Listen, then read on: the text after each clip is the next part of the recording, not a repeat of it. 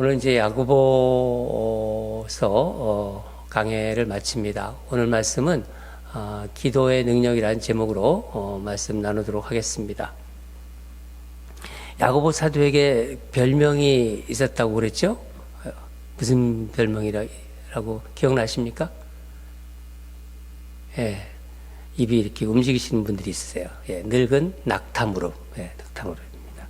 얼마나 정말 기도를 했으면은 그렇게 그런 별명을 얻었을까요? 늘 무릎을 꿇고 기도를 해서 무릎이 낙타 무릎처럼 딱딱해져서 붙여진 별명입니다. 야고보 사도는 서신의 처음을 기도의 권면으로 시작했어요. 1장 5절을 보면은 너희 중에 누구든지 지혜가 부족하거든 모든 사람에게 후히 주시고 꾸짖지 아니하시는 하나님께 구하라. 그리하면 주시리라. 기도를 권면하고 있습니다. 오늘 서신 우리가 읽었듯이 마지막에도 기도를 권면하고 있어요.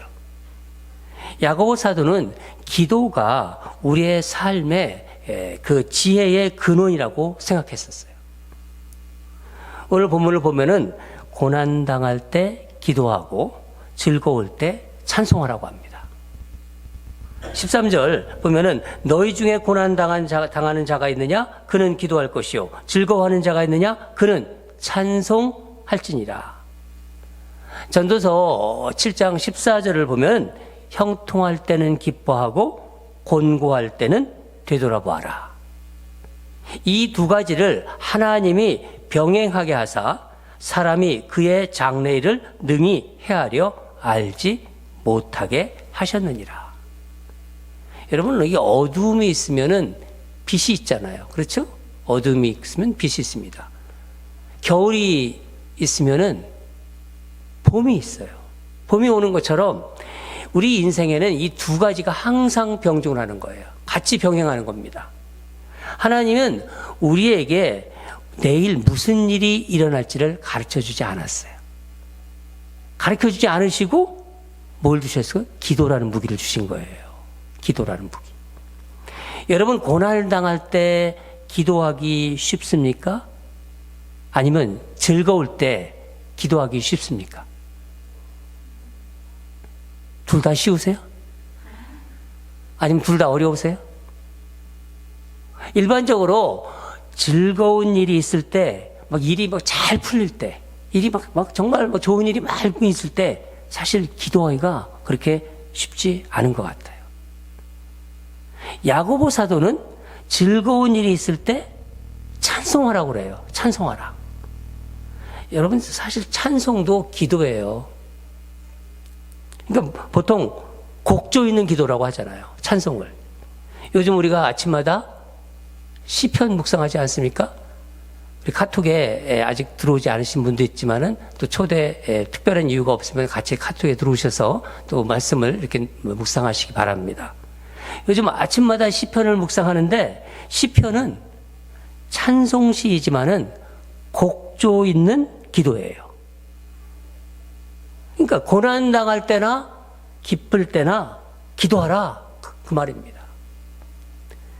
기도할 때 우리는 하나님과 연결이 되는 거예요. 하나님과. 그러니까 기도는 인간과 하나님이 만나는 통로입니다. 인생에서 우리가 살아가면서 힘든 일을 당할 때가 많잖아요. 고난 당할 때가 있습니다. 기도하면서 하나님이 하시는 일을 깨닫게 되는 거예요. 그런 의미에서 고난은 하나님께서 우리에게 기도하라 하면서 초청하는 거예요. 하나님이 자녀에게 고난당하고 있는데 그 고난은 바로 기도를 부르시는 하나님의 음성이에요. 초청장이라는 거예요. 에레미야 33장 3절을 보면은 너는 내게 부르짖으라 내가 내게 응답하겠고 내가 알지 못하는 크고 은밀한 일을 보이리라. 고난을 당할 때 무릎 꿇고 기도합니다. 기도하는 가운데 하나님, 이 고난, 이 어려움 속에서도 이 고난을 허락하신 하나님의 뜻이 있음을 알게 돼요. 기도하는 가운데 하나님을 더 알게 되죠. 기도를 자꾸 하니까 하나님을 더 알게 되는 거예요.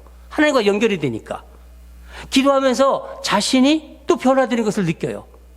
전에는 이런 생각 안 했는데 내가 이런 생각을 하네? 변화되는 걸 느끼죠? 또 기다리게 돼요. 인내하게 되잖아요. 인내하는 마음도 생깁니다. 그런데 인간은 조금만 이렇게 형편이 좋아지잖아요.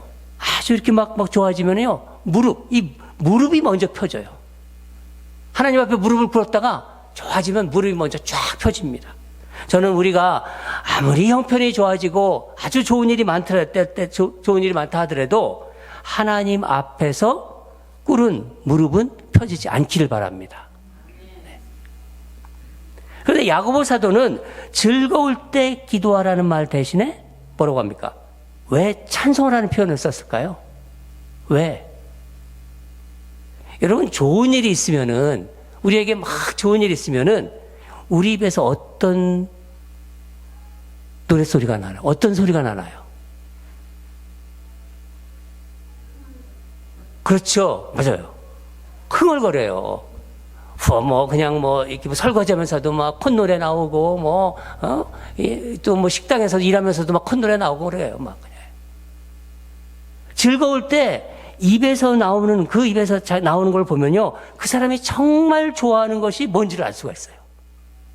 이게 본심이에요, 사실은. 아주 좋을 때 콧노래 속에 그 속에서 본심이 나온다는 거예요. 이사야 42장 8절을 보면은 제가 뒷부분을 읽어드리겠습니다. 내 영광을 다른 자에게, 내 찬송을 우상에게 주지 아니하리라. 내 찬송을 우상에게 주지 아니하겠다. 여러분, 즐거운 일이 있을 때 여러분의 입에서 찬송이 나오시나요? 정말 즐거운 일이 있을 때 찬송이 나오시나요? 아니면 요즘 유행가 뭐죠? 유행가를 듣지를 못해가지고 이명웅이 어쩌고 저쩌고? 이명웅 되게 좋아하더라고요. 유행가가 나옵니까? 입에서 나오는 노래를 보면 그 사람의 우상이 무엇인지 알 수 있는 거예요. 그 사람이 정말 좋아하는 게 뭔지를 알아요. 그냥 좋을 때. 정말 섬기는 게 뭔지를 안다는 거예요. 저는 즐거운 일, 좋은 일 만날 때 여러분의 입에서 먼저 찬송이 나오기를 바랍니다. 지난 금요일 날 우리 임 장로님 할아버지 되셨잖아요. 할아버지. 이거 얼마나 기뻐요, 진짜. 저도 부럽더라고요. 저는 아직 할아버지가 못했어요. 카톡방에 우리 카톡방 있지 않습니까? 거기에 그 기쁨을 처음 이렇게 첫 기쁨을 이렇게 표현하셨어요. 새 생명을 이 땅에 태어나게 하신 하나님의 사랑과 은혜에 감사와 찬양과 모든 영광을 아버지께만 올려드립니다. 제가 이거 보고서요.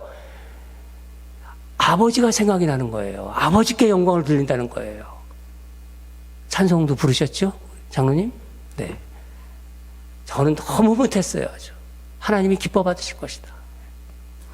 야고보 사도는 기도의 능력을 말하면서 첫째, 병든 자를 위해서 기도하라고 해요. 병든 자. 14절을 보면은 너희 중에 병든 자가 있느냐? 그는 교회의 장로들을 청할 것이요. 그들은 주의 이름으로 기름을 바르며 그를 위하여 기도할지니라. 병든 자가 있으면은 교회 장로들에게 기도를 청하고 장로들은 가서 기름을 바르며 기도하라. 여기서 장로는 이 목사가 포함된 개념이에요. 기름을 바르며 기도하라. 이 기름, 당시에는 이 기름이라는 것이 포도주 이런 게 다 치료제 역할을 했어요. 그러니까 적절한 치료를 받으면서 기도하라는 거예요. 무조건 기도만 하라 그런 얘기가 아닙니다. 적절한 치료를 받으면서 기도하라는 얘기예요. 병원에도 가라, 약도 먹어라 그런 얘기예요. 특별히 어떤 장로를 지금 말하는 걸까요? 그러면 장로들 중에서도 저분은 저런 은사가 있어. 신유의 은사가 있는 그런 분들을 그런 장로들을 찾아가라는 건가요? 아니에요. 그런 거 아닙니다. 그냥 교회 내에서 자기가 알고 있는, 함께 신앙생활하고 있는 잘 아는 장로를 청해서 기도를 받으라는 거예요. 15절에 믿음의 기도는 병든 자를 구원하리니 주께서 그를 일으키시라. 혹시 죄를 범하였을지라도 사하심을 받으리라. 믿음의 기도. 누구의 믿음을 말하는 건가요? 누구? 여기서 믿음의 기도. 누구의 기도? 장로들의 믿음이에요. 장로들의 믿음. 이 말에는 이런 뜻이 지금 숨어져 있는 겁니다. 야고보서 4장, 우리가 4장도 보았는데 교회에서 뭐라고 그랬죠? 서로 비방하고 판단하지 말라고 그랬어요. 교우들끼리 비방하고 판단하지 말라고 했습니다. 5장에서 뭐라고 봤습니까? 서로 원망하지 말라고 그랬잖아요. 지난주에 봤잖아요. 원망하지 말라. 이게 다 무슨 말인가요? 당시 교회 내에 이런 일이 많았다는 거예요. 신앙생활 하다 보면은요, 다 교회를 위해서 열심히 뭘 하잖아요. 근데 막 의견이 다르니까 다투게 되잖아요. 그런 일이 얼마나 많이 있습니까? 또 막 갈등하잖아요. 다투고 갈등하고. 지금도 예나 지금이나 별반 차이가 없어요. 요즘도 그래요. 교회가 마음은 다 이렇게 괜찮지만 얼마나 갈등이 많은 줄 알아요. 또 서로 막 그렇게 응어리진 게 있고. 때로는요, 이 관계가 풀어지지가 않아서 서먹한 채로 교회 생활을 같이 해요. 공동체 내에서. 그런 상황에서 갑자기, 예를 들어서, 여기 김 집사님 없죠? 여기. 김 집사가 갑자기 그냥 큰 병에 걸렸어요. 이게 갑자기 그런 어떤 관계 속에서 김 집사가 알아 누워버렸어요.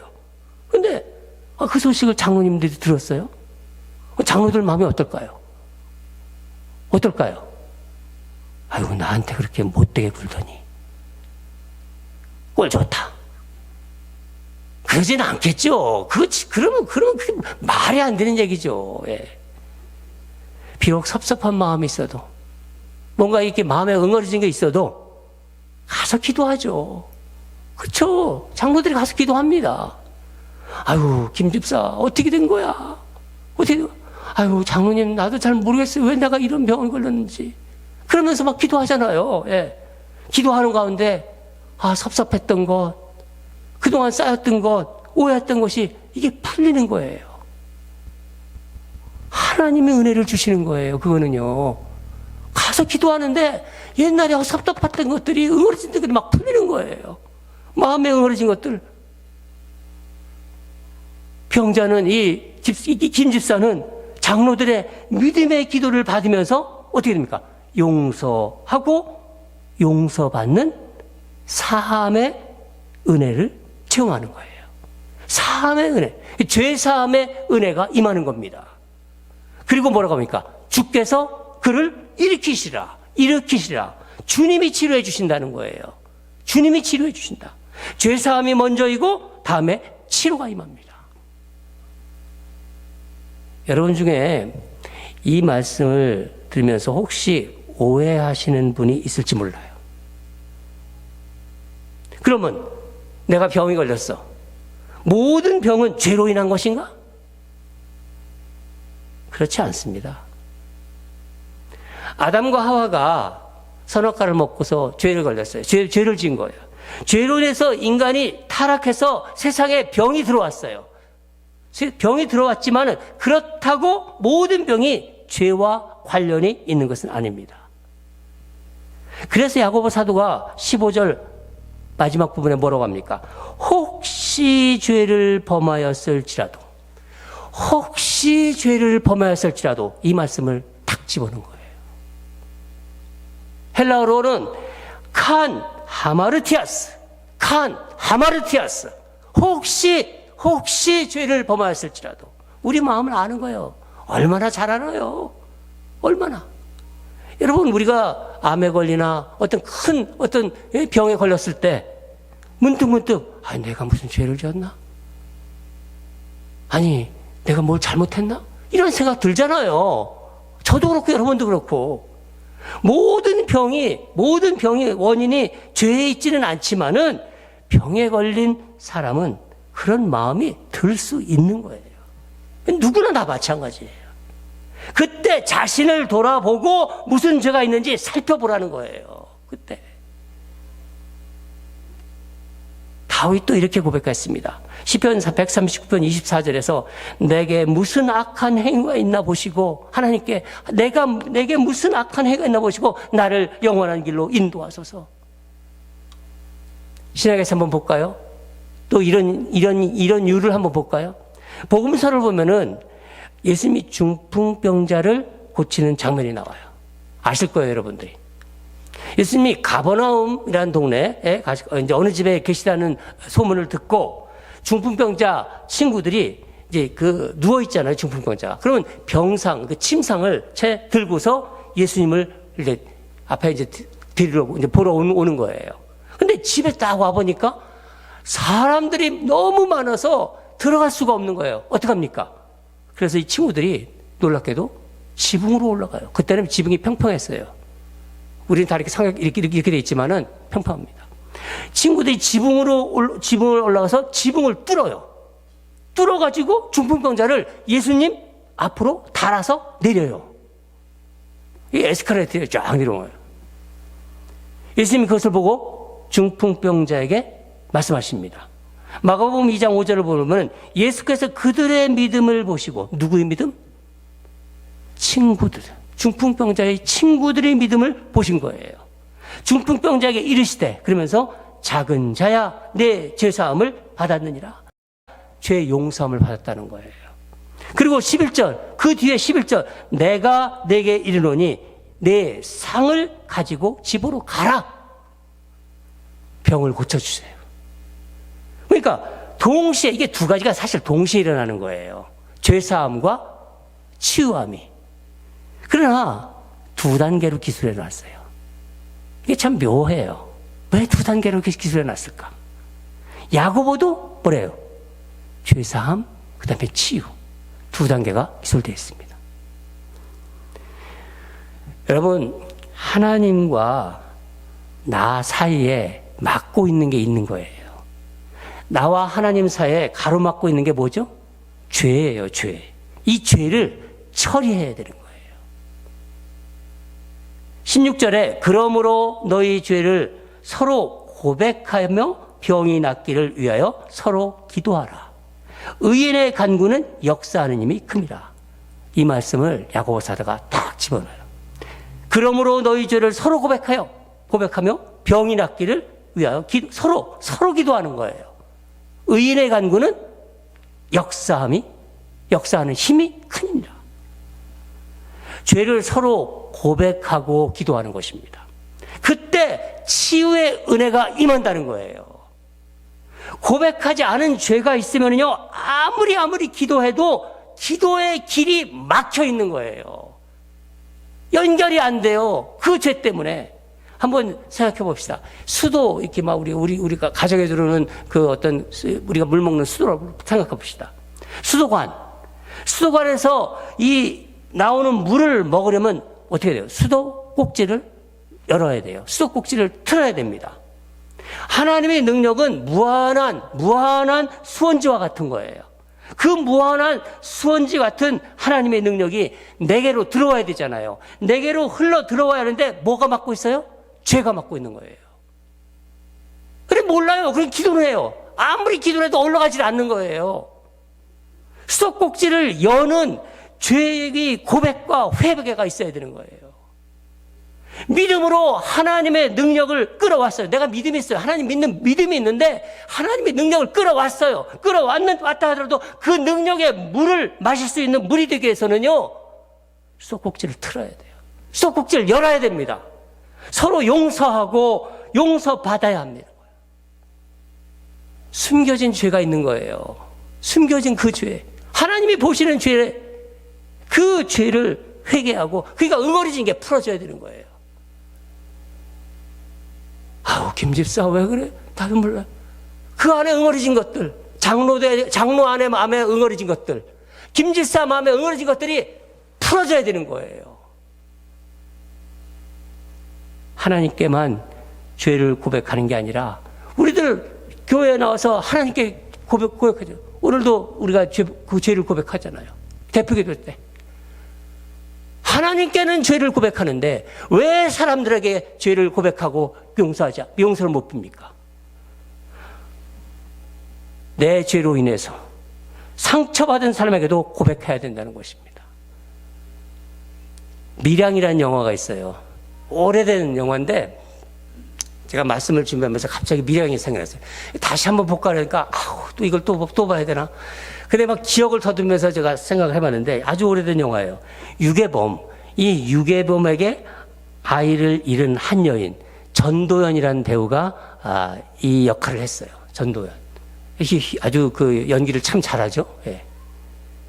전도를 이 여인이 교회를 안 다니다가 전도를 받아요. 전도를 받아서 교회를 다니기 시작합니다. 이 마음에 이제 말씀이 들어가고 그러니까 마음에 변화가 생기죠. 그래서 내가 유괴범을 용서해야겠다고 이제 생각을 해요. 유괴범은 이제 감옥에 있죠. 그래서 유괴범을 만나러 감옥을 찾아가요. 근데 이 아이를 유괴해서 살인한 이 유괴범이 이 여인을 보고 대뜸 이런 말을 해요. 아주 그냥 무슨 성자처럼 돼가지고 아주 편안한 얼굴로 저는 이제 아주 편안합니다. 그래요. 왜냐하면 하나님이 저를 용서해 주셨어요. 제가 회개하니까 하나님이 저를 용서해 주셨어요. 그 여인 앞에서 이 말을 듣고 이 여인이 그냥 분노하기 시작해요. 아니 내가 용서하지 않았는데 누가 용서합니까? 내가 용서하지 않았는데 고통받은 자는 난데 나한테 사과 한마디 없이 당신을 누가 용서해요? 내가 용서하지 않았는데 하나님이 먼저 용서하셨다는 사실을 이 여인은 받아들이지 못해요. 여인은 다시 하나님에게서 멀어져요. 이게 영화의 줄거리예요. 굉장히 우리에게 많은 생각을 하게 하는 아주 잘된 영화입니다. 여러분 안 보셨으면 한번 보십시오. 여러분 죄는 하나님께만 회개한다고 끝나는 게 아니에요. 서로 고백하면서 용서하고 용서받아야 되는 겁니다. 함께 용서하면서 기도하는 거예요. 그때 죄 사함과 치유의 은혜가 하늘에서 부어지는 거예요. 야고보 사도는 여기서 딱 또 이런 말을 해요. 의인의 간구는 역사하는 바가 크다. 이것을 증명하기 위해서 누구를 얘기하냐면 엘리야 선지자를 얘기합니다. 17절과 18절을 한번 제가 읽겠습니다. 엘리야는 우리와 성정이 같은 사람이로되 그가 비가 오지 않기를 간절히 기도한즉 3년 6개월 동안 땅에 비가 오지 아니하고 다시 기도하니 하늘이 비를 주고 땅이 열매를 맺었느니라. 엘리야가 그 당시 아하방, 아주 악한 이 아하방을 경고하기 위해서 하늘을 향해서 기도해요. 가뭄을 달라고 간절히 기도하니까 3년 6개월 동안 땅에 비가 오지 않았어요. 다시 비를 달라고 기도하니까 하나님께서 비를 내려주셨어요. 이 갈멜산에서 불을 막 내렸어요. 불을 내려가지고 바알을 숭배하는 그 거짓 선지자 850명을 죽여버렸어요.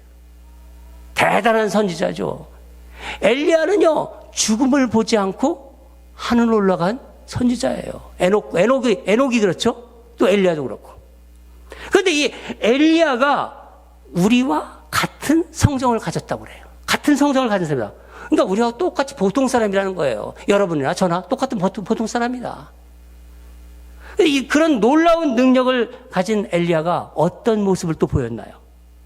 열왕기상 19장을 보면은 이세벨이 이제 잡아 죽이겠다고 막 오니까 아주 나 살려라 도망가가지고 어디로 도망가요?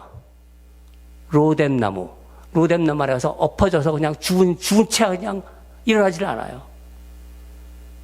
여기서 무엇이 그러면 의인의 간구라고 하는 건가요? 엘리야의 믿음의 기도를 본 거예요. 똑같은 우리 같은 사람이고 대단한 능력을 했지만은 그 믿음의 기도. 사도 바울이 로마서 15장에서 이런 말을 했습니다. 5장에서요. 우리가 믿음으로 의롭다 하심을 받았다. 우리는 믿음으로 의로운 자가 됐다는 거예요.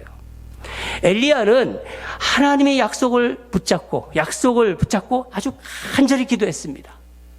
열왕기상 18장을 보면요, 하나님이 비를 지면에 내리시라 하고 말씀을 엘리야에게 주셨어요. 이 약속의 말씀을 믿고서 아주 간절히 기도합니다. 갈멜산에 올라가서 이 비 오기를 기도하는데 어떻게 기도합니까? 아주 특이한 모습으로 기도하죠. 이 머리를 무릎 사이에 딱 박아요. 박고서 7번 기도합니다. 한 번 기도하고 응답이 없어요. 또 기도해요. 2번, 3번, 4번, 언제까지? 7번까지. 7번 기도하고 나서 보니까 아주 멀리서 손바닥만한 작은 구름이 올라오는 것을 보고 확인해요. 응답을 확신하는 것입니다. 응답해 주실 때까지 간절히 기도하는 거예요. 드디어 비가 쏟아집니다. 약속의 말씀, 하나님이 비를 주신다고 했잖아요. 그 약속의 말씀을 믿고 간절히 기도하는 자의 이 기도가 바로 의인의 기도라는 거예요. 히스기야 왕 어떻게 했습니까? 히스기야 자기가 병에 걸리고 곧 죽을 것 같아요. 하나님 앞에서 그냥 간절하게 기도하지 않을까? 하나님께서 15년을 생명을 연장했잖아요. 그러니까 여러분, 하나님의 말씀을 믿고 정말 간절히 기도하는 사람은요, 하나님과 친해질 수밖에 없어요. 그렇죠. 하나님과 그렇게 간절히 기도하는데 하나님의 마음을 왜 모르겠어요? 그 하나님과 친해진 사람 얼마나 좋아요? 하나님이 친구예요. 하나님의 친구. 하나님과 친한 사람의 기도가 또한 의인의 기도입니다. 저는 우리 모두는 하나님과 친한 성도가 되어가지고 우리 교회가 기도가 강한 교회가 되기를 간절히 바랍니다. 2번째, 기도의 능력은 진리를 떠난 자들을 다시 돌아오게 해요. 진리에서 떠난 자들. 19절 20절을 제가 읽어드리겠습니다. 내 형제들아, 너희 중에 미혹되어 진리를 떠난 자를 누가 돌아서게 하면 너희가 알 것은 죄인을 미혹된 길에서 돌아서게 하는 자가 그의 영혼을 사망에서 구원할 것이며 허다한 죄를 덮을 것입니다. 여러분, 정말 제일 안타까운 사람들이 어떤 사람인 줄 아십니까?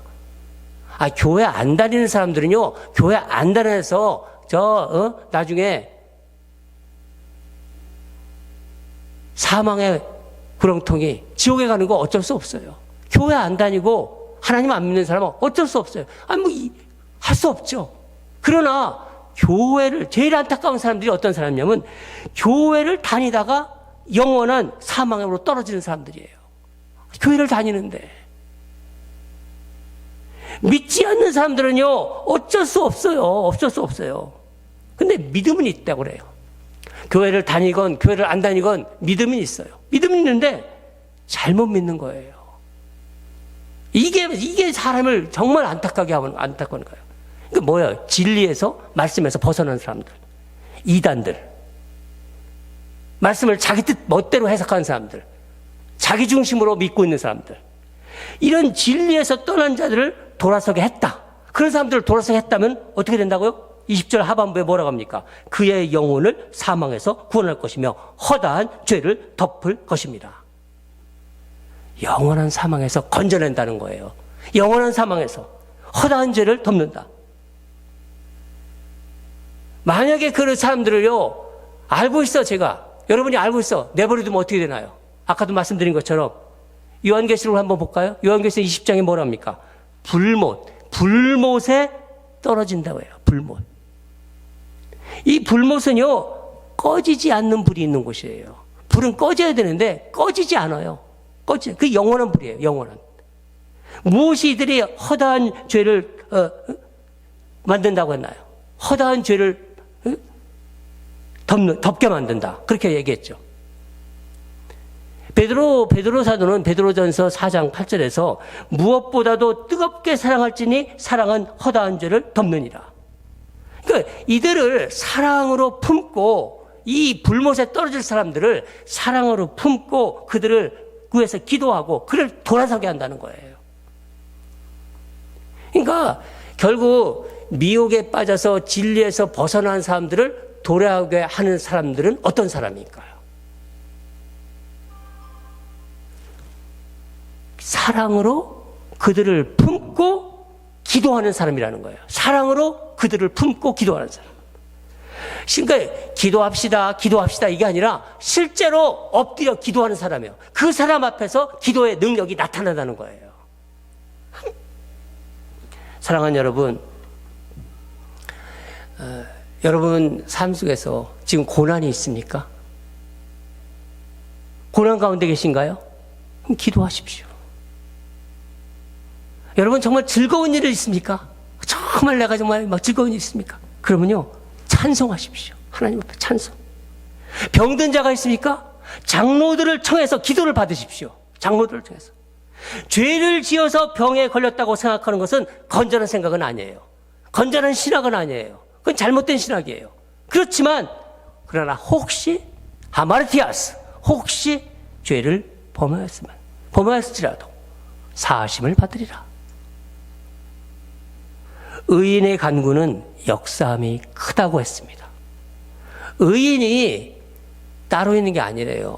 저기 용한 무슨 용하다는 말은 왜 쓰시는지 모르겠지만은 그런 거 없는 거예요. 어떤 목사, 어떤 장로, 권사, 뭐가 있대. 그런 게 아니라 의인이 따로 있는 게 아닙니다. 하나님의 약속의 말씀을 믿고, 우리가 다 똑같이 하나님께 구원받은 사람이에요. 약속의 말씀을 믿고 정말 간절히 기도하는 사람, 하나님과 친한 사람, 바로 그 사람이 의인입니다. 우리 주변에 여러분 오늘 말씀 드리면서 생각해 보세요. 진리에서 떠난 자들이 생각나십니까? 이단에 빠진 자, 교회도 안 나오면서 뭔가 믿고 있다고 하는 사람들, 잘못 믿고 있는 자들, 하나님을 믿는지 안 믿는지 알 수가 없어요. 교회는 다니는데 이게 뭔지를 알 수가 없어요 도대체. 그들을 정죄하지 마시고 사랑으로 품고 간절히 기도하십시오. 그들이 정말 나로 인해서, 여러분과 저로 인해서, 우리들로 인해서 꺼지지 않는 영원한 불에 빠지지 않고 영생을 얻는다고 한번 생각해 보세요. 얼마나 기뻐요. 그보다 더 기쁜 게 어디 있습니까? 하늘에서 잔치가 일어나요, 여러분. 사랑하는 여러분, 기도의 능력을 체험하는 우리 오늘의 교회 교우들이 되기를 주님으로 축원합니다. 다 같이 기도하겠습니다. 하나님 아버지 감사합니다. 오늘 하고서의 사도의 마지막 말씀을 기도해